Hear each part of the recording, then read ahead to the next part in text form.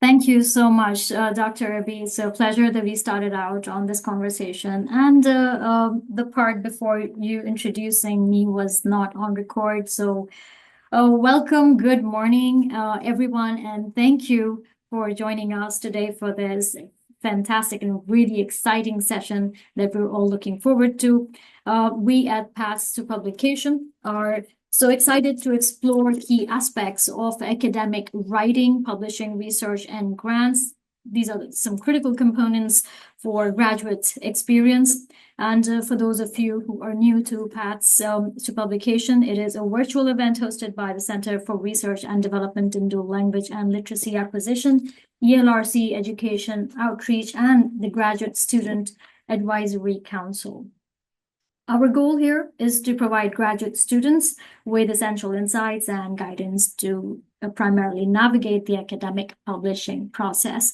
We are especially honored today to have with us Dr. Matthew Militello. And if you have any questions for him, you're welcome to write in the chat, and we'll come to those towards the end of our discussion.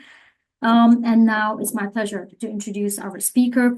Dr. Matthew Militello is the Wells Fargo Distinguished Professor in Educational Leadership at East Carolina University. He has previously held faculty positions at North Carolina State University and the University of Massachusetts Amherst. Before transitioning to academia, he served as a middle and high school teacher, assistant principal, and principal in Michigan. Dr. Militello is a prolific scholar with more than 60 publications to his name, including his latest book, Leading and Learning Together, Cultivating School Change from Within. His work has been supported by over $22 million in external funding, and he's the founding director of an executive doctoral in education program held annually in Bangkok, Thailand. And in recognition of his contributions to this field, he was honored with the ECU Eminent Career Trend Setter Award in 2023. Dr. Militello earned his undergraduate teaching degree from the University of Michigan and his master's and PhD in educational administration from Michigan State University. Outside of academia, he and his wife, Elizabeth, have been married for 30 years and are proud parents to 4 wonderful sons. Dr. Militello, we are delighted to have you here with us, and the floor is over to you. Awesome. Well, I wish I had that introduction every day of my life, maybe with some music behind it. No, but thanks. I'll hire you as my hype person anytime. Um, okay, I think I'm sharing the screen. I know we have a short amount of time together. I really hesitate being called an expert in anything. I believe that we learn together, and I'm hoping to learn from you as much as you learn from me. I do always go back to when I became right out of the university, going into being a seventh grade teacher, and realizing how unprepared I was to be a teacher and how much I relied on mentors and the teachers around me. And so I think in any pathway to publication or any pathway to anything, it's really a reliance on your inner self, a reliance on your mentors and others around you. But don't forget spaces in which you can learn from that are non-traditional. I think one of the non-traditional spaces we should learn from in K-12 schools are the students themselves. We too often marginalize their voices. So I wanted to start with letting people, let's see, why is this not? Okay. This is me when I was a graduate student at Michigan State University. So I was, for many of you that are graduate students and looking at ways to move and take the next steps in your career, a number of years later, I've become a scholar. I don't know how I fell into this position, but back in when I was at Michigan State, I had 3 kids, and so I had to give a shout out to my youngest, who's now in 8th grade. So those little babies have all grown up. But over the course of my pathway, my journey from being a practitioner to a graduate student and then a scholar, I hope to provide you some insights that will help.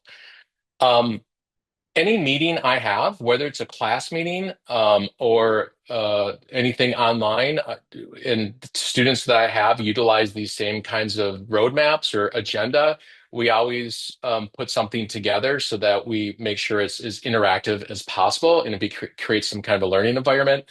So this is the agenda for today. I think this PowerPoint deck can be sent out to folks afterwards, so you can utilize this as you see fit. I believe as important as it was as a seventh grade teacher, it's just as important in a graduate class to talk about what your outcomes are, what your agreements are. I'm not going to go through and read all of these, but I wanted to let you know that I have been really thinking about ways in which, we can engage together. In the new book that I wrote, we talked about the pedagogy of trust, and why isn't trust actually something that we build towards, not just think that we can embrace. And so I'm hoping that through this you'll have that. So I want to have agreements that we stay engaged, that we foster equitable dialogue, that you can ask questions, and take appropriate lists, that we listen and learn. And like Dr. Irby was saying, let's be patient with technology because we never know how that's going to flow.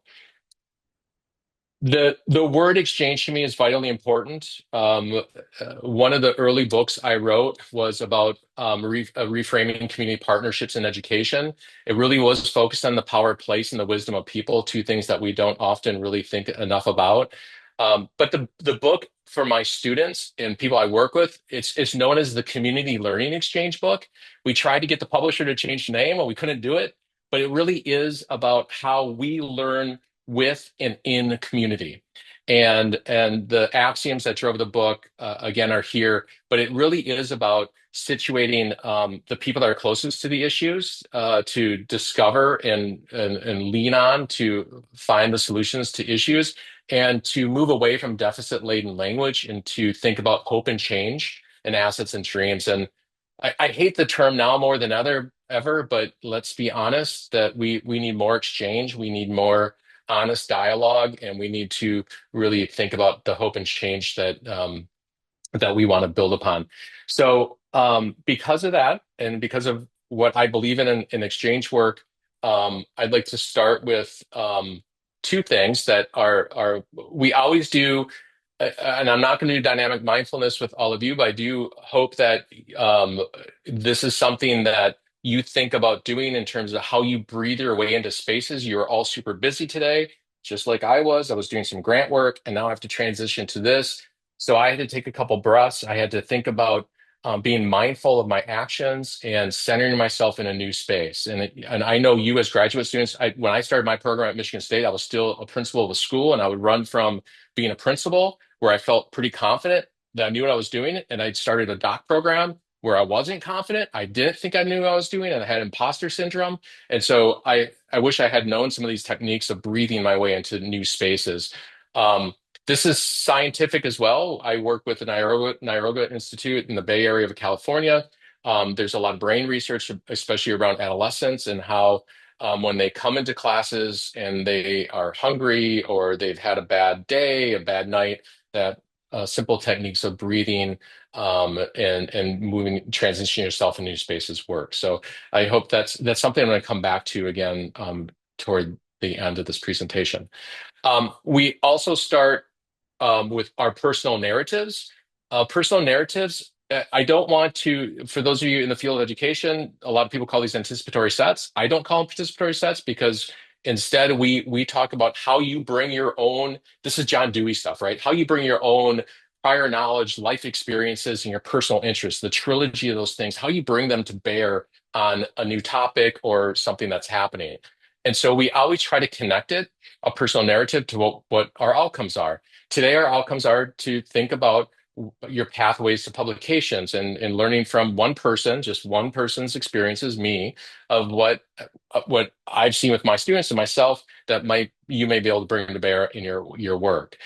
So we use poetry, we use music, we use all kinds of things, but we do them every time. It's not the one time you get together with a group of people and say, "What's your favorite ice cream?" And everybody rattles off something. So this is a Joy Haro poem that I thought, we're not going to read the whole thing, but I think it really gets to what the spirit of today's event is. And so I'm going to ask you in a moment to think about and answer a question about a writing experience you had. And I'm going to first read a few lines of this poem because I think they really feed into what we're talking about. You are a story fed by the generations. You carry songs, grief, triumph, thankfulness, and joy. Feel their power as they ascend within you. As you walk, run swiftly, even fly to infinite possibilities. So that's the opening stanza about hope and ways to connect. What I'm going to ask you to do in a second to connect your writing to a personal experience. But I always find it super helpful. I mean, I just published my seventh book, and I still feel as if I'm a reluctant writer. I still do things like clean my kitchen floor when I should be writing. I still do things like question if it's good enough. And so to have someone as powerful as one of my academic heroes of Joy Harrow say things like, I was a reluctant writer. I tend to see the forest, all the layers of possibility all the time, which makes it very difficult to focus because I can get lost and not know where to start and how I will and how will I know everything. The most powerful moment is just starting.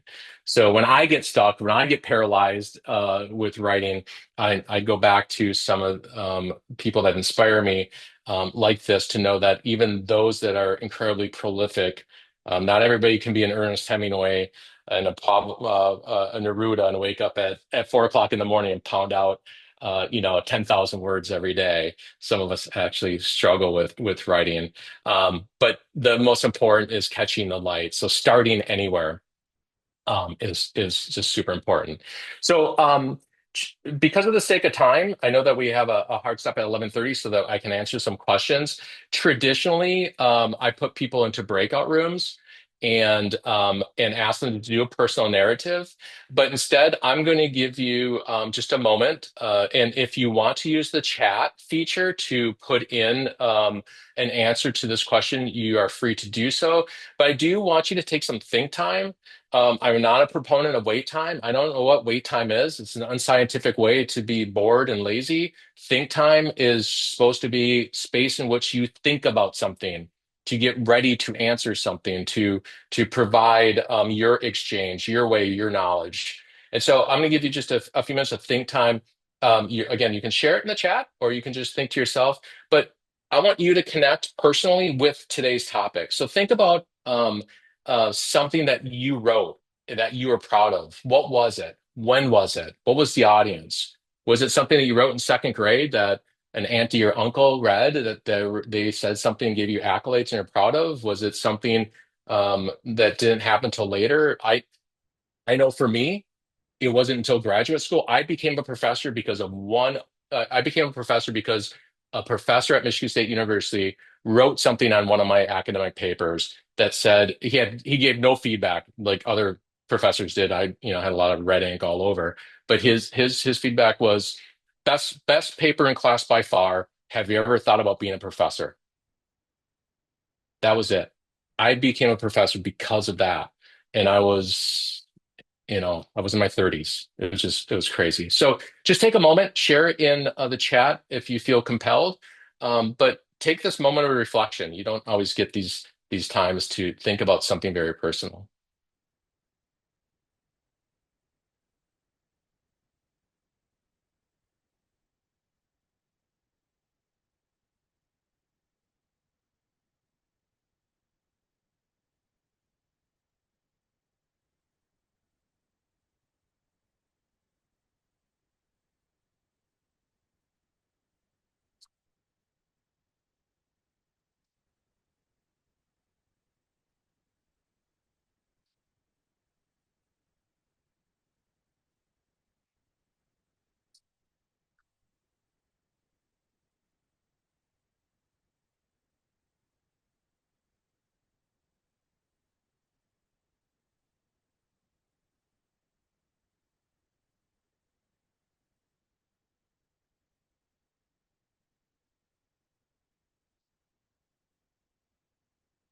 All right. I hope you each have an image, something that connects. I mean, we know this is good pedagogy, by the way. We know this, that you need to connect personally with a topic, a task.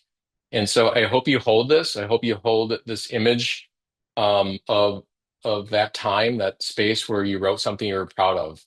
Um, and I'm hoping that the next time you see yourself published, you are just as proud and you remember those moments. We too often when we create class agenda, when we create meeting agenda, we always put time for things like this or time for things like reflection, but they're always the first thing to go. This is old institutional organizational theory. When you're in a pinch, you rely on the technical. You go reverting back to you morph back the famous Iron Cage article that we always morph back to being overly technical and trying to get things done.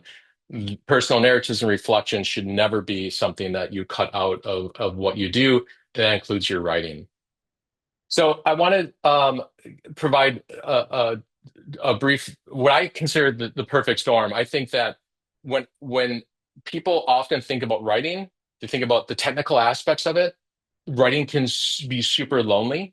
It's a personal endeavor. It's you, your fingers, and your keyboard, until it goes to either a professor or beyond that to these blind reviewers. It could be really noisy.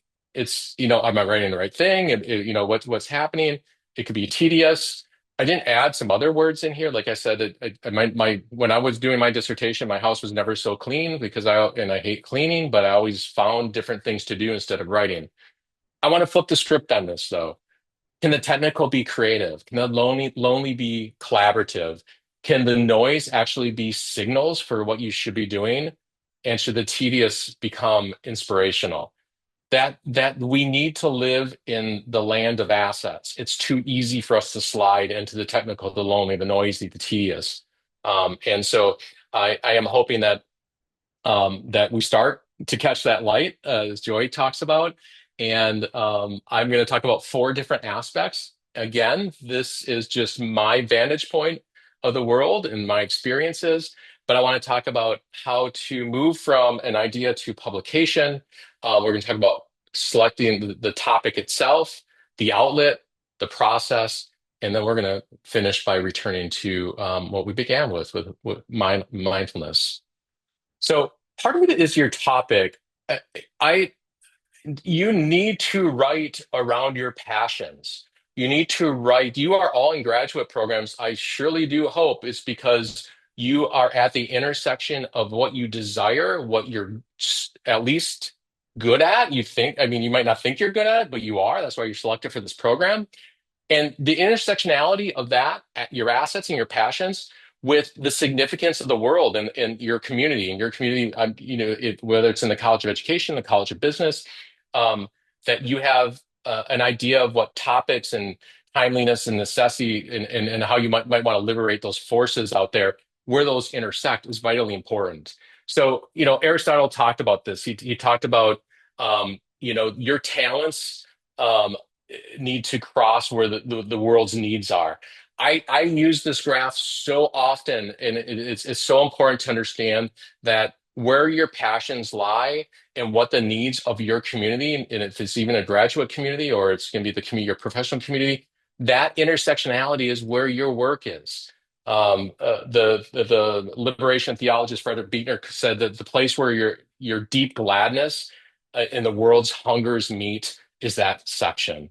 So I know it might, when I say, my point number one's topic, your topic needs to be something you're incredibly passionate about. You need to be writing about things that I move away from the fact that this might be an assignment for a class, but what started off an assignment that turned into a research project, is this something you want to tell the world? Is this something that you think that voices around this topic area have yet to be heard, and you will be able to bring something forward that maybe someone talked about before, maybe they didn't. But if you're not passionate about something, you're going to find yourself with really tired legs because you're going to be doing a lot of running and you're not going to know what that original call or purpose was.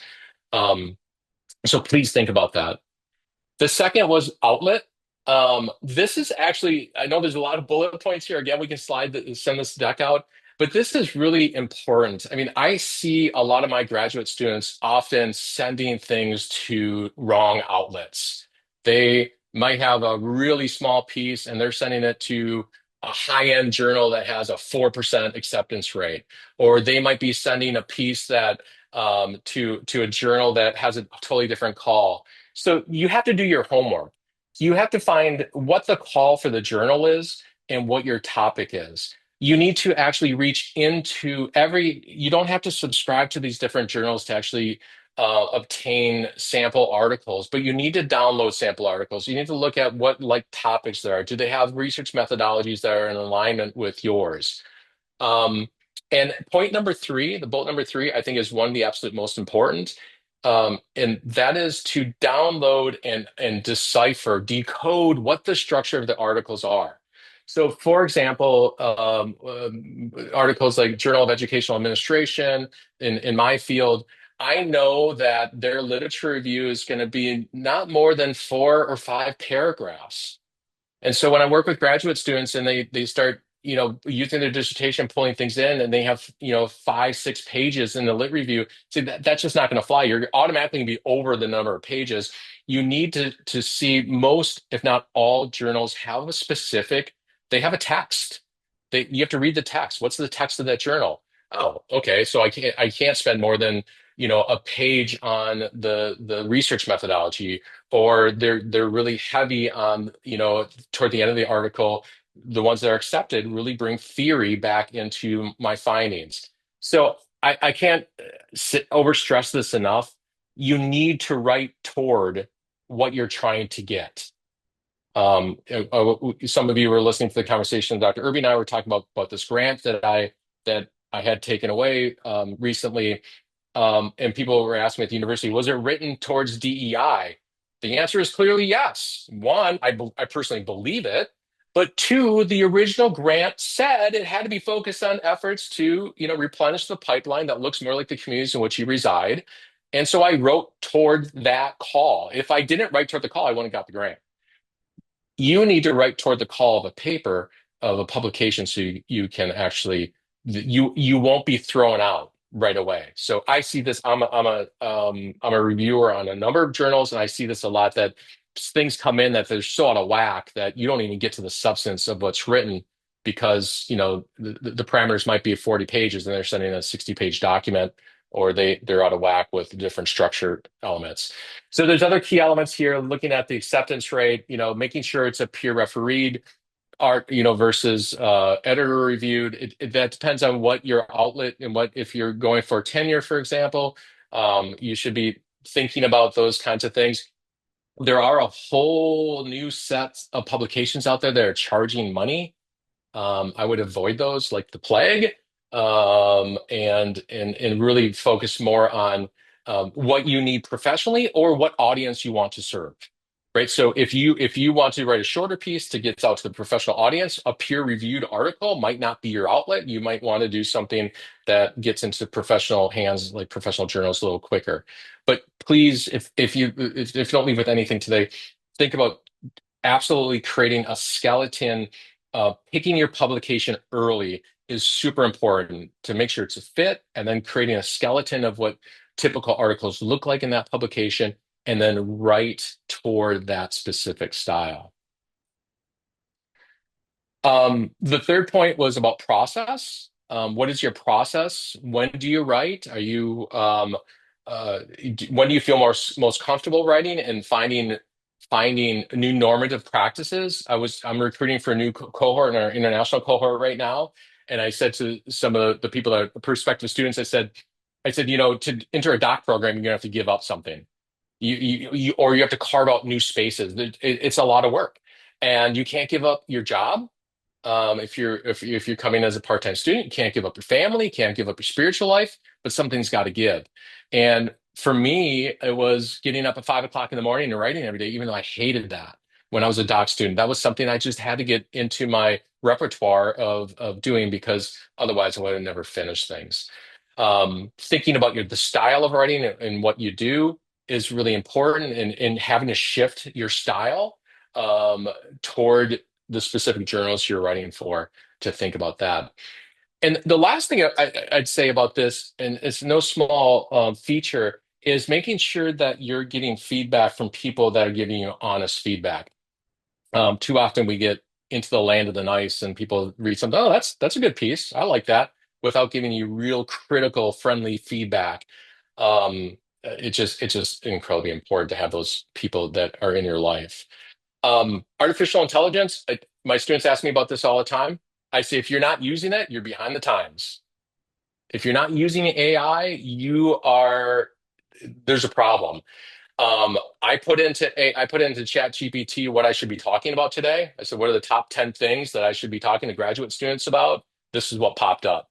Now I did 4 points. I didn't do 10. I'm not going to talk about avoiding plagiarism, but it was a helpful way for me to see what the algorithm is spitting out about this topic I was going to talk about today.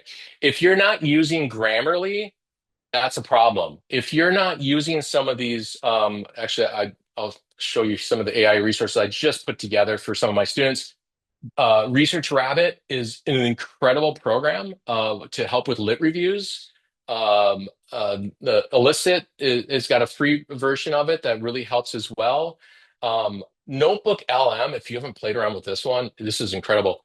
Um, Notebook LM, I took the manuscript for my entire new book, and I cut and pasted it into Notebook LM and asked it to create a podcast for me. It created a two-person, 20-minute podcast about my book. And I sent it out to some family members and like, oh, that's cool. What station is that on? They couldn't even tell it was AI generated. They pronounced my name right. It had a male and a female voice. It was crazy. So what I use it for with my students is I say things like, hey, you know what? You need to take care of yourself physically and take walks, or you take run, you exercise. Take 4 or 5 of the articles that I assigned for the class, dump them into Notebook LM, ask it to create a podcast, and listen to it. There are times in your graduate program you're not going to be able to read everything, but you need to be up to date on it. So there are ways in which you can, not necessarily shortcuts, but you can reinforce your reading. So I am all for technology. I've always kind of been, I'm that guy that always gets the newest iPhone that comes out. I had the original iPhone back in the day where you had to wait in line. My brother was in New York City and said, "Oh, pick me up one of those." Um, and so I know I'm kind of I always sweat my students about it, but if you're not using AI, that's a problem. Now, of course, if you're using AI to write your papers, that's a problem. And that falls into the plagiarism and bad practices. But there are ways in which we can use it to your advantage. And finally, I want to come back to mindfulness. You are only as good in your writing as you are with your mental and physical health. And we too often um, bypass that. We just have to. We always say we're going to press on. But when are you breathing? When are you finding space? And your mindfulness, by the way, doesn't have to be breathing exercises. It doesn't have to be yoga. It doesn't have to mean, for me, I mean, I ride a stationary bike and I watch really trashy TV. I watch docu-series about mysteries and stuff. It's not something I would want to waste my time on. But I do when I'm exercising, and it liberates my mind into different spaces. So you have to think about yourself and your mindfulness. Think about finding those people that are going to give you, the people in your life that are going to give you the critical feedback your writing needs, not you need. You don't need a person on your shoulder telling you to write more. You need someone to look at your writing and to help you with it. Um, Please embrace the fact that all good writing is uh, is a process and it's editing. If I went back and looked at the first iteration of the chapters of the book that just came out, they're very different to what ended up being published. So there's so many different iterations. There's so many different drafts. You have to be comfortable with change. That's just the way it is. And for those of you right now that are when you move transition into teaching, you'll see that because you'll catch yourself saying things that you don't actually practice as much as you should. And so this, I hope, is a reminder for you to do that. So again, I'll share with you again the ABCs of making sure that you're centered and you're mindful of your intentions. So yeah, I'm sorry. I usually don't talk that much. I was talking really fast because I wanted to make sure I get to the space where Um, I can answer some questions. Again, those are the four topics I try to cover. And that's a picture from the new book I'm really proud of. Colleagues and I just released it. It really the cool thing about the book, I think, is it's based on empirical evidence. It's a research book. It's so in the program that I run, we've had 77 successful completed dissertations. And so the empirical evidence is about how they actually utilized the community learning exchanges as a way to collect and analyze data in participatory action research projects to make their schools or their districts better places. And we just started the next book, which is going to be edited about stories of transformation. Like, how has the work of your dissertation changed your practice beyond? Because a dissertation is an episodic event. What's more important than finishing dissertation is continuing the work. So that's kind of my next, and I get nervous about writing the next book. So I know that you're all kind of in the same space about what am I going to write, how I'm going to write. But I think that the nervous energy gives you space and motivation to do the important work to do. And let me just finish with, um, you're here because you're meant to be here.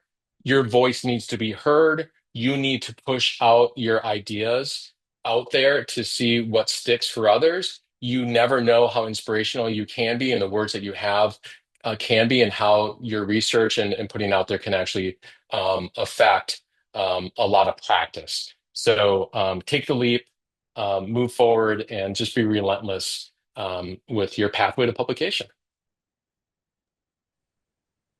Thank you so much. Thank you, Dr. Militello. This has been really an eye-opening session so far, and I know there are so many questions. Dr. Irby has also given some information on publishing and how to find journals. Where do we get your book, Dr. Militello? That's what Dr. Irby is asking in the chat. It's Teachers College Press, but it's on Amazon. Yeah, it was released in January. Yeah, and a lot of this, a lot of the things I talked about, there's a website that you can pull down different personal narratives. So I use the Right. Joy Haro poem, but there are links in there about how to use music, how to use visuals. But we just need to connect with our learning. And I would suggest, even if you're writing a new paper, you want to, how is your learning connect to what you to get that motivation and passion about what you want to write about? Absolutely. Does anyone have any questions? Because now is the time. You can either type in the chat or feel free to unmute yourself and ask. I have a comment for Dr. Militello, and Sure. thank you so very much. This was very informative for our students and any faculty who are also here from around the world. I am thinking about, you mentioned about paying for papers. Just as a reminder, there is a specific publisher. I won't name the name for fear of potential blowback on that, lawsuits. But I want you to dig deep for who owner, the owner is, and what he stands for. And so that publishers from out of this is not in this country, and not in where the journals indicate that it's being published from as well. So, but this one publisher online is very prolific in publishing over 200 journals. Their acquisitions folks are constantly writing us. Dr. Militello, you probably have received numbers of requests to be special issue editor Mhm. over and over from these folks, and they make $19 billion off of us. You all, me, Dr. Militello, anybody who publishes. There was one article that we published in one of those journals that we didn't know about the owner. And I don't think what Dr. Militello talked about in the very beginning of this session, that's probably not on record, um, is the issue that is with this particular owner. So they're really prolific in getting folks in and pulling them in, and they're very convincing. And because they have so many papers, so many journals, and because for example, if I wanted to be a special issue editor, then I get all of you on the call to write papers for this journal that I'm going to be the special issue editor in, if that's your area of expertise. And so I would get all of my friends to join, and of course, it would be reviewed, but still, I would ask everybody to be a part of it. And when I do, and there are some uh, very good people who are special editors. I know of a couple right now that are working on something, or they may have already finished it, but it's not good. So we have to be very careful. And Dr. Militello sort of mentioned that. And not that you couldn't pay for some papers, if you wanted it to be open with Emerald or Elsevier, or maybe even Springer, and perhaps even Frontiers. You might want to look at that. Like Margaret Grogan is the editor for ed leadership area, and that's perfectly. She's a great Hmm. person in our field, and so we respect her and respect that. And I've talked with her about this. Anyway, it's not Frontiers, by the way. And anyway, but because they're so prolific, Dr. Militello, they garner high impact factors, because the more people quote something in their journals, the higher the impact factors go. And so, anyway, I just wanted to mention that, Dr. Militello, just piggybacking off what you said as a Yep. cautionary tale. Yeah. Mhm. Yes, Dr. B, you've raised a very important point. So being mindful about what the roots of the publisher are, what they stand for, their ideology. I think that's a very essential piece. Dr. Militello, do you have a comment on that? I'm just impressed that you wove in mindful into the conversation. So being mindful is important. I mean, it is being a critical consumer. You are looking for outlets here to make sure it's a good match for your work. But you shouldn't have to pay for your work to be out there. And I would strongly consider other resorts to other spaces first. And if you're unsure, ask questions. You have mentors, you have faculty, you have each other. Ask each other questions. So I just have a quick question. How do some of us aspiring scholars and maybe aspiring practitioners, authors, how do we find the right journal? Is there a certain method to this madness? Yeah, back in the day, I don't want to presume everybody on this call is in the College of Education or in the educational field, but I know in education there, and I think it's still around Cabell's. There's something called Cabell's Directory, and I think it's online now. It provided all the different journals out there. It broke them down with impact factor and who their editors are. I found that when I first started to be super helpful. But what I find helpful now when I'm looking for the match is your library resources. So at least in our library at East Carolina, I can run different strings of searches about looking at journals that are related to educational leadership, K-12 education, and then oftentimes, going to the websites and seeing who holds is an Emerald journal, is it a teacher college journal, what it is, and then I do a lot of digging. Who's on the editor review board, what are sample articles, what's their process. So a lot of it is just digging. But I would suggest that looking at your library as a resource, and also looking at your own lit review in which you're writing about, where did those folks publish in, would be places to start. Thank you. That's very insightful. There is a question in the chat that says, this is from Jesleen Race. She says she's a PhD student and has done several papers, and that she presents at conferences. And so how should we organize this material for publication? And do you have any suggestions? Yeah, it's that old adage that you everything's publishable. You have to move it ahead. Um, I took a course in Michigan State from David Lavery, who then went to Stanford. That always he talked to us as doc students about you should be collecting data on something, you should be writing something, and something should be under review at all times. It's not it's easier said than done, of course, but one way to do that is to think about if I'm presenting, if I sent something for me personally, UCEA, AERA, if I'm sending something there that I put together a prospectus on, that I should turn that into a publication. I need to push that out. As much as I can. If you're especially when I first started, my first academic job was at the University of Massachusetts.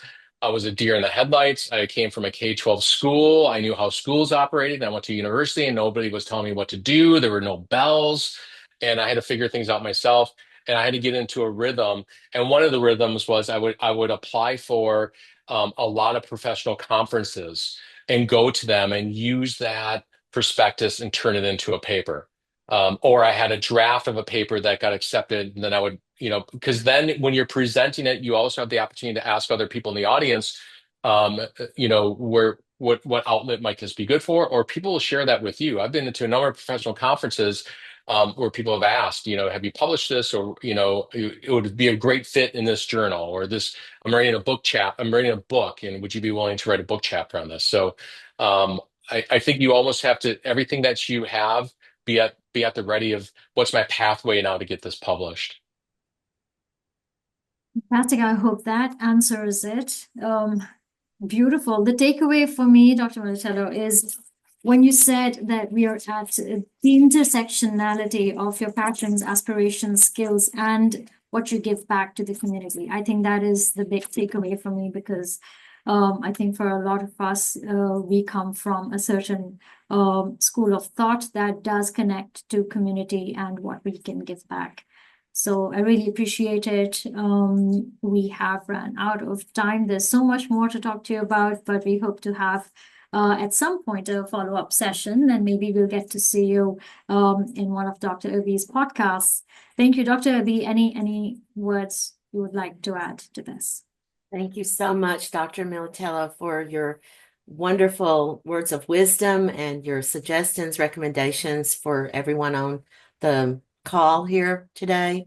And we appreciate your being a guest on Past the Publications. And yes, we have the Synergistic Leadership podcast, and I'll be getting in touch. All right. Well, thank you all for attending and Especially on taking time out of your day. your Leadership for Change book. That's really good. Yeah. Yeah. Perfect. Thank you.